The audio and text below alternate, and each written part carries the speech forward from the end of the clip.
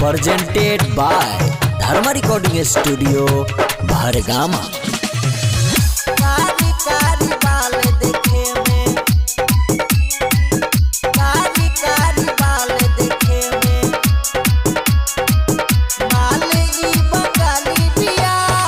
14 के कहमर 16 के उमरिया, राते से नाचे के कैलस दुपहरिया, कैलस दुपहरिया, कैलस दुपहरिया।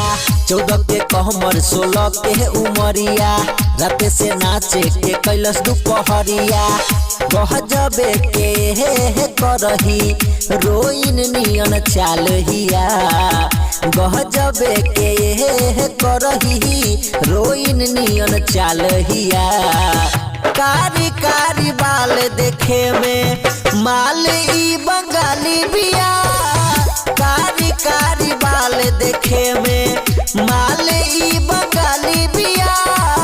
कारी कारी बाल देखे में। अभी आप लोग सुन रहे हैं धर्मेंद्र सक्सेना को। कारी कारी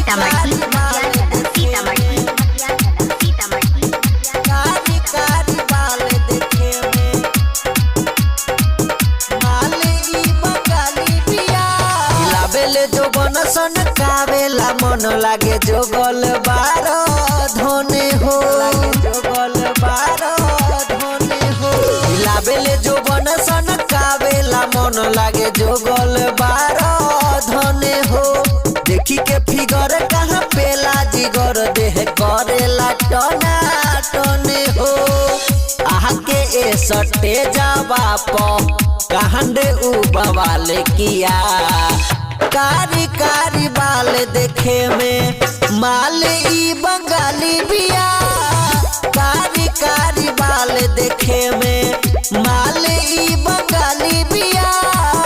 कारी कारी बाल देखे में, कारी कारी बाल देखे में, बंगाली बिया। कारी कारी बाल देखे में, माल ई बंगाली बिया। धर्मेंद्र सक्सेना के देखावे गुल छेना और चॉकलेट होठावा, और चॉकलेट होठावा।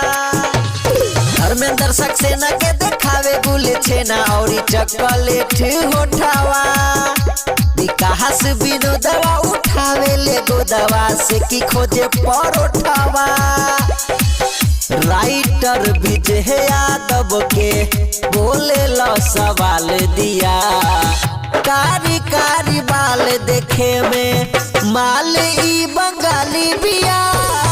कारी कारी बाल देखे में, माल ई बंगाली बिया। कारी कारी बाल देखे में। पीछे में बंगाल के मोहर लागल बा।